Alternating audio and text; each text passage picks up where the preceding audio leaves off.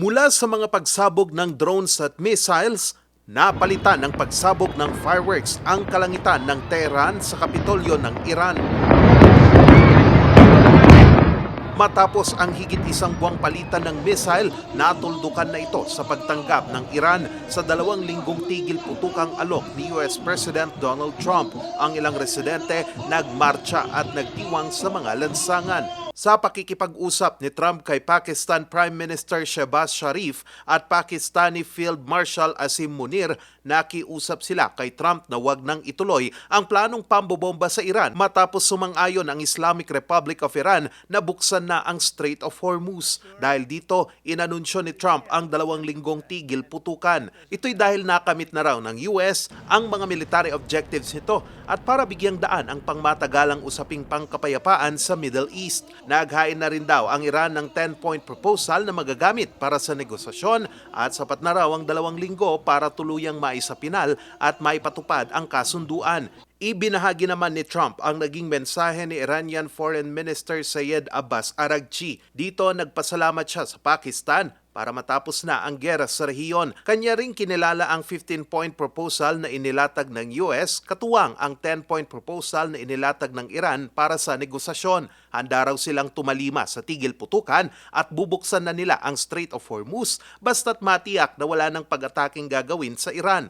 Ang tigil putukan ay resulta ng ultimatum na inilatag ni Trump sa Iran na wawasakin ng US ang mga power plant at iba pang kritikal na infrastruktura kung hindi pa rin bubuksan ang Strait of Hormuz. President Trump had the power to cripple Iran's entire economy in minutes. But he chose mercy. He spared those targets because Iran accepted the ceasefire under overwhelming pressure.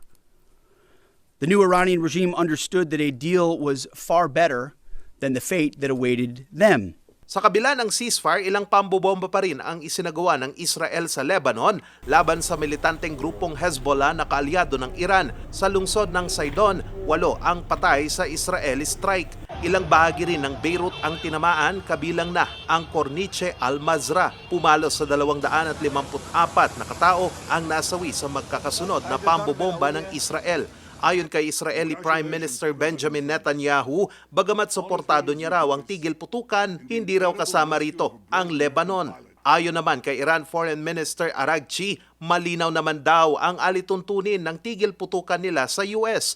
Dapat daw mamili ang US kung ipagpapatuloy ba nito ang tigil putukan o ipagpapatuloy ang giyera sa pamamagitan ng Israel. Nasa kamay na raw ng US kung tutupad ito sa usapan. Tugon naman dito ng US. It takes time sometimes for ceasefires to take hold.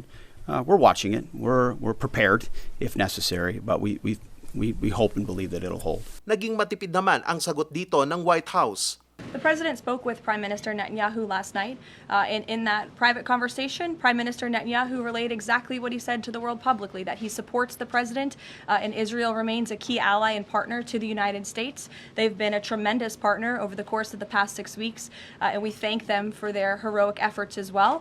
The President had that conversation last night, and that was relayed to the world publicly as well.